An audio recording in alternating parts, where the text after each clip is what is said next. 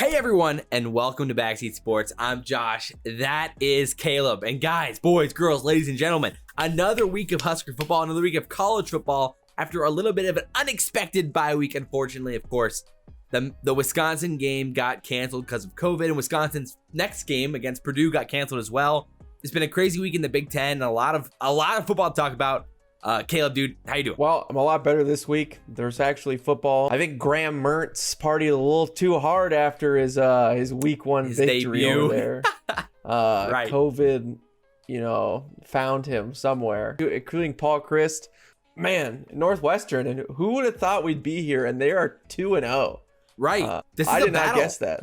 At the end of the day, Purdue and Northwestern are both basically sitting atop the Big Ten right now. And this game legitimately has implications for the Big Ten West now with Wisconsin, losing another game off their schedule. If they have one more canceled, they can't compete in the Big Ten championship.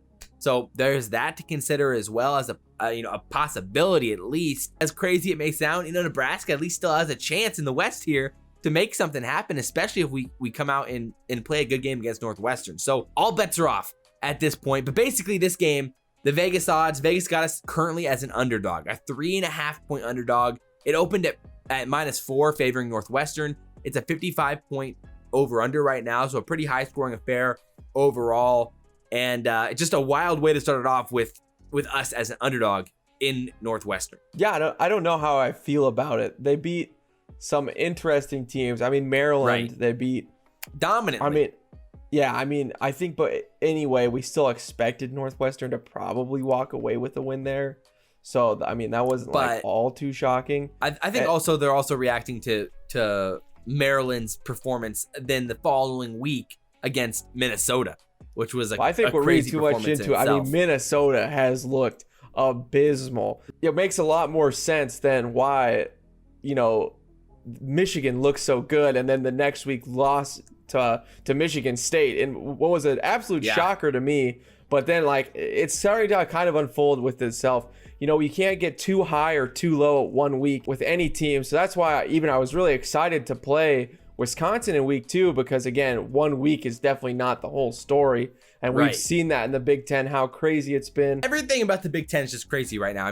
Rutgers beat Michigan State, and we're all like, wow, Michigan State is so bad. Then Michigan State beats Michigan, and everyone's just confused. At this point, anything's possible. And with that, relative to our game, it does make it a little bit difficult to kind of pin down how good Northwestern actually is. In this game, there's a handful of variables, of course, considering Cam Taylor, Deontay Williams are going to be missing the first half because, of course, their suspensions are carrying over into this game after the targeting calls against Ohio State 2 weeks ago.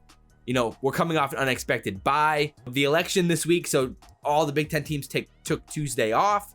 So there's a lot of variables with preparation and everything coming into this game, and the potential advantages that we might have over Northwestern in a preparation aspect, even though we only had 1 week of games to kind of wear off the rust at this point. It's weird because also, the Big Ten, we usually do have tune-up games, and there is none. I think teams are going to look even much different from the first half to the second half. Yeah. And it's really funky. Northwestern's new offensive coordinator, Mike Bahakian, basically running a pro-style offense, of course. You got Peyton Ramsey coming in, transferring from Indiana, who, took it to us last year in Indiana uniform. Noah Vedral was starting, okay? Yeah, and of course, there were some issues there. It was a there, really close game, and we should have still won. Yes, I'm upset. Don't rip that Bandit off. That game still hurts me to this day. Well, I know, but at the same time, Peyton Ramsey last year had 351 yards against us, passing 42 yards, rushing 27 for 40. They beat us, of course, 38-31 in that game. So again, that was with Indiana. He was replacing Michael Penix in that game. He has some experience playing us and our defense. Of course, our defense looked a little bit different this year. Overall thoughts with the Northwestern team, in your reaction with their games versus Maryland, versus Iowa, where are you at with Northwestern at this point, after those 2 games? I think you and me were talking about it, just going back. The thing that jumps out to you is just how many turnovers the other teams had. Forced. Yeah. Either A, it's forced, but it more looks like rookie mistakes. Petrus is, that was his second game. Yeah. And Talia Tagovailoa, that was his First game, just picks. Petrus had 3 picks. Tagovailoa also had 3, lost a fumble. That's going to kill most any team. I don't care who you are, top to bottom. Like, you're just going to lose games that way. And so, I mean, that's the thing that jumps out to me. Do they really have that stout of a defense this year? Or is it the fact that they were playing 2 mistake-prone teams and they took advantage of young quarterbacks who are going to make a lot of mistakes in the early goings when you don't play any crappy teams? You don't have any FCS or small FBS teams rolling in, and so you're starting off in the thick of it, you know. Yeah, I mean, at the same time, though, again, this is where our conversation about, you know, Maryland, sure, like, you know, it was his first game, but then in his second game, he goes out and drops 45 points on Minnesota. You know, Minnesota's bad now, though. We've learned that Minnesota is trash. Well, hopefully, but at the same time, like, you know, that's a pretty massive turnaround week 1 to week 2, and maybe that is a comfort thing. When you watch the Northwestern team, especially offensively, you know, they would definitely rather run the ball than throw the ball. I think that's pretty obvious at this point. Although last week in their game against Iowa, there was really strong winds, 20+ mile-an-hour winds in that game. And so it was really, really tough going into that wind. Only one side of the field really played well. And so it was a little bit tough to kind of figure out from that game, like, exactly how Northwestern wants to play. And then again, the game against Maryland was a blowout so early on that they kind of took their foot off the gas in that game after, you know, putting up like 35+ points so quickly. They've got running backs Isaiah Bowser and Drake Anderson, and Bowser's basically been the starter there. Anderson's kind of been like the pace switch up type guy, the seemingly more explosive player, but Bowser's been the starter. So, I mean, what are your thoughts on this offense so far after seeing him? The thing that worries me the most is the same what worried me with Ohio State is just the mobility of the quarterback. Peyton Ramsey is just mobile enough, and he did seem really solid in those reads. And you know, they're doing some zone stuff with their running backs. You know, just can our linebackers handle that? And, you know, again, can they handle those reads? That's what it really is going to come down to for me when they move the ball. Are linebackers quick, smart enough to handle all that's going to be thrown at them this week? For sure. It's kind of where that's going to lie. At the end of the day, it doesn't feel like their offense has a ton of playmakers on it. You know, guys that can make the break of the game. Drake Anderson seems like the most explosive guy, but at the same time, against Iowa, he struggled and really didn't get much going. So I don't know. I'm not a believer in this offense as like to be like an efficient offense at this point, but they definitely are improved from last season. How good did it feel for them to put up like 40 points in their first game of the year against Maryland after basically being the worst offense in all of college football last year? That had felt really good. Maryland's defense was so bad. I mean, they were running this like really weak zone, and their linebackers were not picking up guys. It felt like anything, like they could get any 10-yard pass they wanted to. You know, it was like us playing Ohio State where we just had to give up. But like Northwestern doesn't have the weapons. They don't have Olave over there terrifying you or or Nelson, like, you know. So I did not understand their defensive game plan, and I think anybody would have dropped 43 points on them with just how bad that was. And, you know, even though that they get, you know, 4 turnovers by Iowa, they did only still have 21 points. So I think there's definitely positives there. Obviously, Iowa's defense is, you know, leaps and bounds better than Maryland's. And that wind was terrible. Yeah, and the wind was terrible. Peyton Ramsey's arm isn't anything to be wowed by, but again, the thing that does scare me is those read options from the QB. It seems like when he has time to throw, it seems like he's accurate, and it's like that's the thing. I think pressure is gonna be pretty important in this game. And I think we're gonna be able to get to him. I wasn't really impressed with their offensive line. Again, Iowa does have a better, you know, their better defensive line than Maryland's. And I didn't think Northwestern's defensive line was that impressive either. I didn't like, while watching that, I didn't see them getting a lot of pressure. It was, you know, coming only when they were kind of getting those blitzes. I wasn't seeing anything too particularly special, or even on their secondary. Again, it was their linebacker core is good, as Northwestern's usually is, but I wasn't overly impressed with their secondary. Yeah, Iowa had 3 sacks and 7 tackles for loss in total in the game. Northwestern had 1 sack and 6 tackles for loss in that same matchup. So, I mean, overall, like, I do agree there's going to be opportunity for Nebraska there, especially if we can get pressure, on Peyton Ramsey and make something happen in that regard, I think it's very possible that we could force some turnovers as well. I agree on the defensive side for Northwestern. They seem like they're going to be a pretty solid defense as well. Again, last year, we really struggled to move the ball against Northwestern. That was one of the ugliest football games I'd ever watched, was last year's game. It was disgusting. But yeah, I mean, in comparison to last year still, it's just like, their offense is significantly better. But I think similarly, our team is miles and leaps better than we were in that time than playing against Northwestern. So it's a really, really interesting game in my mind defensively for Northwestern. I like what I'm seeing there. Patty Fisher's kind of the guy that, he's been around forever at this point, and he's kind of the guy that's always highlighted on that defensive side. They seem to be a pretty good run-stopping team, and so far in their first 2 games, they are statistically very, very good in most defensive yardage categories and everything else. And so is it a little bit overhyped? Probably. But I think it is a pretty good unit overall, and it'll test our offense for sure. Yeah, but it's not the best defense we faced in the same light. Well, so I mean, true. True. I'm glad that we faced Justin Fields, because I feel like on the defensive end, we're going to be able to talk about some quarterback run things and hopefully fix that up on a much less explosive person. Sorry, Peyton, but it's just not quite Justin Fields. What?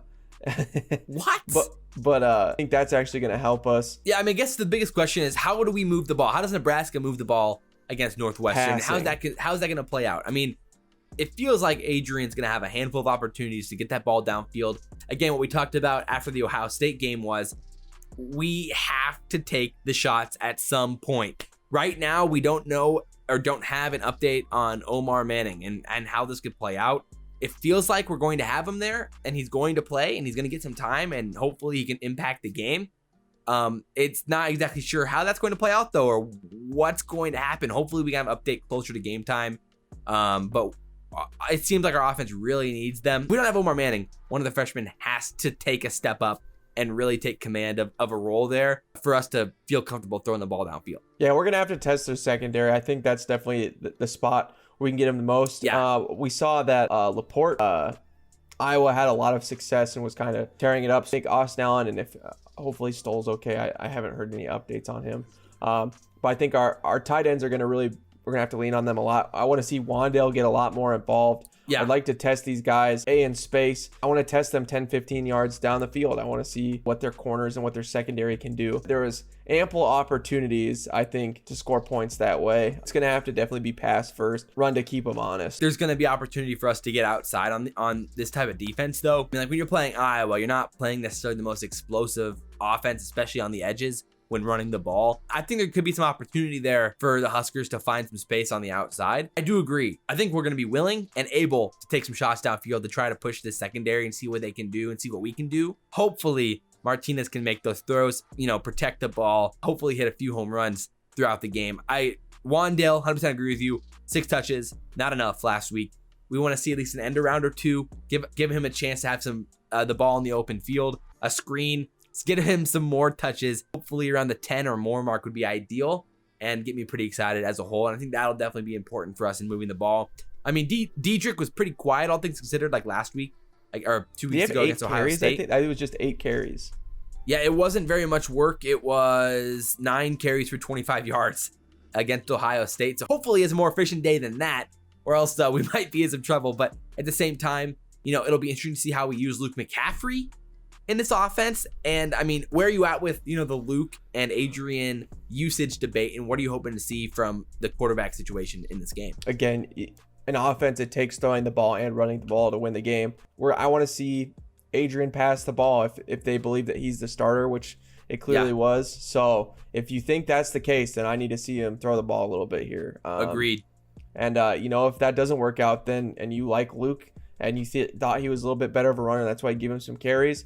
Well, then switch the quarterback. But I'm excited to see them to sling it around a little bit. I think it's going to be very important. They want you to play smash mouth football. I'd like to push the pace here. I mean, on the defensive side, without Cam Taylor and Deontay Williams in this first half, it does give me a little bit of hesitancy. Maybe we're going to play a little bit soft in this first half, try to kind of, take the Ohio State route, keep things in front of us and not give up any big plays early. You know, I'm okay with doing something like that as long as our offense is effectively moving the ball. Otherwise, like, I don't want to just like let them slice and dice us for the whole first half till we can get Cam Taylor and Deontay Williams back. Do I like the idea? I just don't want to getting him back? I don't want to get Ramsey comfortable throwing the ball either. I mean, once you get those nice and rhythm ones, you know, it's like free throws for it, you know, for it to score. Even though those dink and dunks. We saw some success, you know, getting pressure on Justin Fields in Ohio State. So hopefully we can, as Husker fans, can see that translate to this game and really get after Peyton Ramsey and this offensive line. I think we can actually have some success in this game. Yeah, I agree. I mean, I was really excited and really encouraged by all those blitz packages that we were throwing. Those mesh blitzes really seemed to be working well by our linebackers.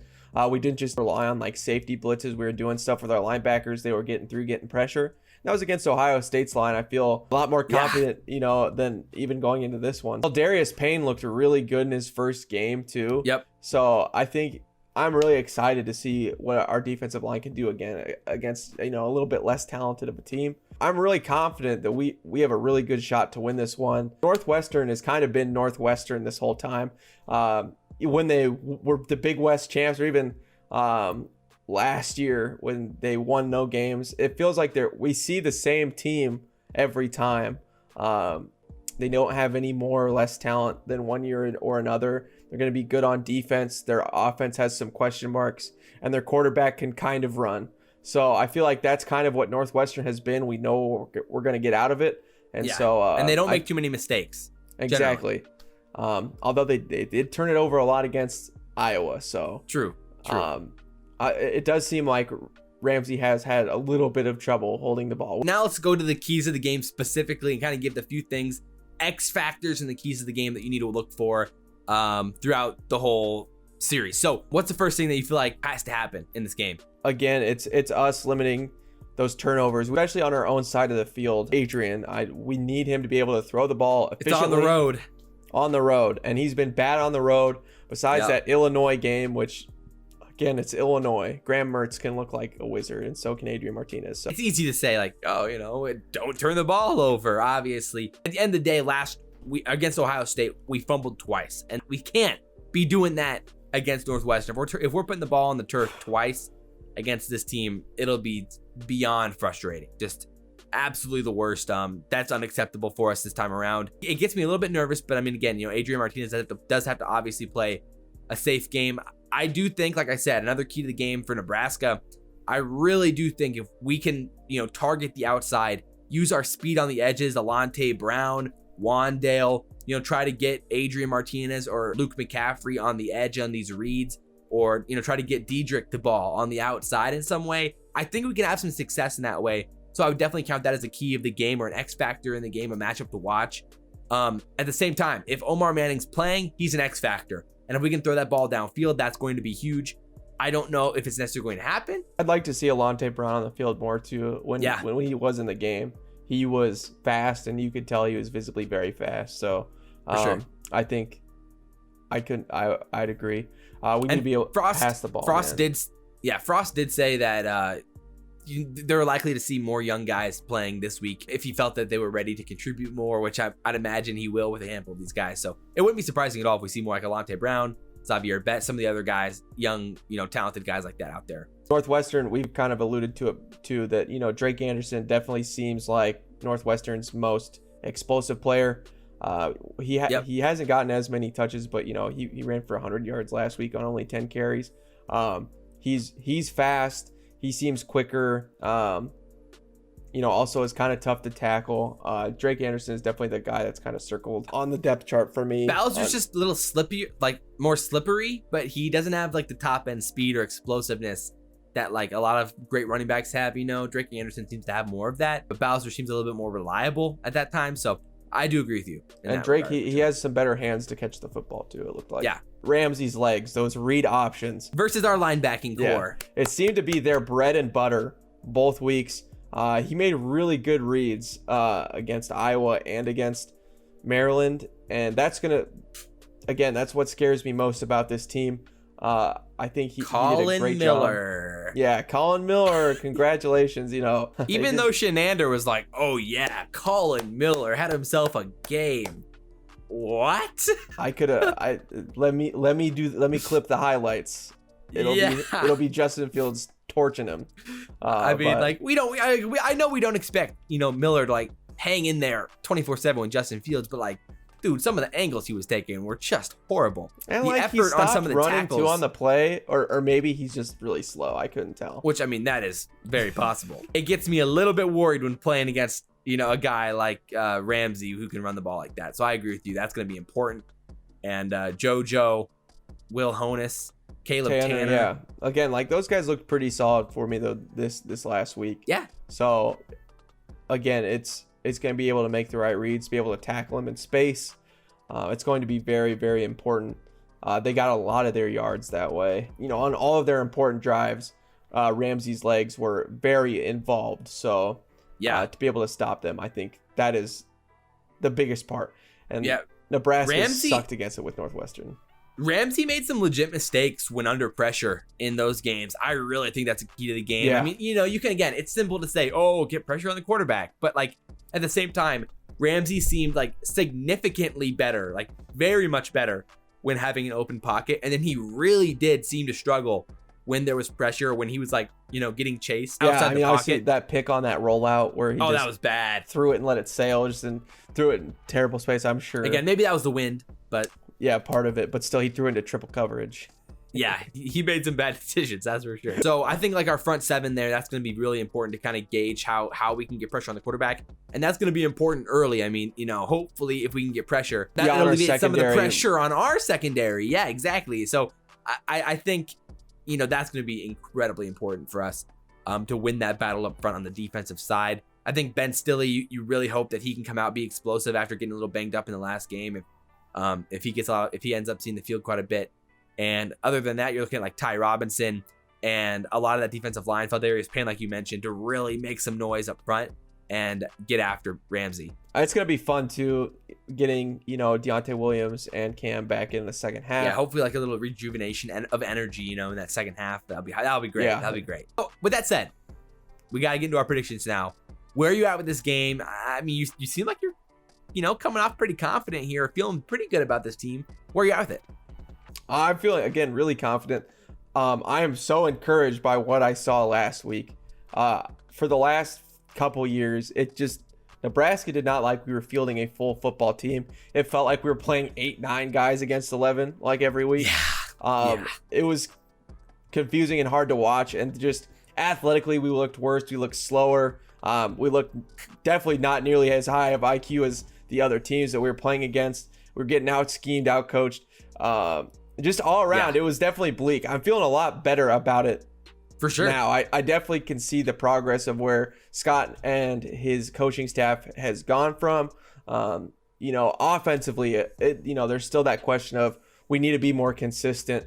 And, I think that's definitely the big question. But our offensive line looks a lot better. Surprisingly, our defensive line competed really well, even though we lost almost everybody. Our linebacking core looks better. Our secondary looks better. I'm much more confident in our defense than I have been. Obviously, they needed the furthest to go, so it's going to be clearest to see those jumps. But I think we have a solid football team, and I think we're going to win this game. I know Frost knows it's a must-win. It's Northwestern, So I think we'll win this game. I'm pretty confident. I'm not so confident in their offense. As long as we don't turn the ball over a lot, I think we'll win. So I'm going with 27-14 Huskers. Man, holding them to 14 points, man. That's a pretty good performance after they put up 21 against Iowa and 40 plus on Maryland. So that'd be a pretty nice performance from the Black Shirts if they can pull that off. Iowa did give Northwestern the ball on the 10-yard line. Oh yeah, they made some big time mistakes for sure. I do agree. Man, in a lot of ways, I really agree with you. I don't really understand why the line is -4 Northwestern. I get it, with the outlooks of the teams they've beat and how the teams performed in other games with, Maryland especially. But I think I've got to take Nebraska in a win as well. I'm not as confident in the Black Shirts to keep them under 14 though, especially without Deontay Williams and Cam Taylor in the first half. I wouldn't be surprised if this thing at halftime is tied like 17-17 or 14-17, somewhere right in there, going into the second half. I think in the second half we start finding a little bit more rhythm though. And so that's where I'm going to go with this. I'm going to have this be a 28-24 win for Nebraska. We pull it off. That's how it goes down. The one thing that I want to see out of Nebraska is I want to see us start moving the ball well. Frost, as much as offensively as hyped as he's been, we just haven't been able to do it well. I get that we don't have all the pieces that we need. I think the offensive line might start clicking, man. I think this might be the game. They looked good. I'm telling you, they look good against Ohio State. Is there a world where we blow them out? I think so. I mean, Jaime was great, and Bernhardt, and even Bo Wilson, man, at times, he was getting pancakes. Just looking back at it, they were good. They were ready to hit some people. So and when you have so much athleticism on that defensive side for Ohio State, and we still showed some flashes of things in that game. And again, the X factor, aside from the things we already mentioned, is that no practice on Tuesday for Northwestern. They're gonna have a short week of preparation this week heading into our game. Well, we're coming off of an unintended bye week heading into this game. Yeah, we got a lot of film. Even though we don't have as much, time to knock off that rust, but we're gonna have a lot of time to prepare, a lot of film on them. They have barely anything on us because we were playing Ohio State, and they were just in a battle with Iowa where they probably pulled out a lot of their playbook to make that happen. So I'm feeling pretty good, man. I think it's possible that we could put up 30 plus and actually kind of start running away with this thing. But I wasn't willing to go into the 30s. I gotta see it for our offense, man. Same. For points wise. Same. But. So that's why 28's about as high as I'll comfortably go at this point. But I don't know, man. I'm definitely optimistic about the game. What worries me the most for sure, 100%, obviously, is turnovers from Adrian. If Adrian starts struggling, he puts the ball on the ground once in the first half. He gets rattled, and then he starts making mistakes and throwing picks. This is where I can see the game going downhill. Or if our special teams, tries to get a little cocky after not really making any too big mistakes against Ohio State, and then they start blowing it. Things like that. That's how it's going to happen. If we lose this game, it's because of our own mistakes, like it always is. And neither of us predicted. I mean, I predicted a 4-point game, 28-24. Caleb, this is the biggest win in a Northwestern Nebraska game in your prediction in a long time. Man, I feel good. I feel like this team, also attitude-wise, just, we finish plays. There's a chip on our shoulder. There is, and I don't know, we have so much more external motivation to bring this team together. I feel like in the offseason, us wanting to play football just really did galvanize the team. And I think this is the best Nebraska team that Frost, has had, and I think we're going to win some games. The only thing we need to do, we have to figure out quarterback, and we have to be able to start throwing the ball. So it's that question mark for me. So Adrian, please, Adrian, just step up. Put some stickum on your guys' hands, man. Just pull the Jerry Rice. I don't care. Let's win this game. Come on. Yeah. We got to figure out quarterback, man. So somebody run away with this thing. Yeah, please. For sure. So drop all your comments down below. Nebraska, Northwestern. What are your guys' thoughts about this game? Who do you have winning? What's the biggest question mark for you guys heading into this game? And how will this play out for you? This is a big game for the Big Ten West, man. If Nebraska wins this thing, we are right in it. If we dominate this game, we start getting a little excited, especially heading into a game against Penn State next week. Another prove-it game. This could give us a lot of momentum heading into next week and into the future, into the Big Ten West game. So we're looking forward to it. I hope you guys are as well. And we hope you guys enjoyed the video. If you guys did, drop your comment down below, and subscribe. Hit the notification bell, because YouTube can be a little bit weird with notifications. So make sure you hit that bell and click all notifications. But as always, guys, I'm Josh. That's Caleb. This has been BXD Sports, and we will see you next time. Bye-bye. Yeah.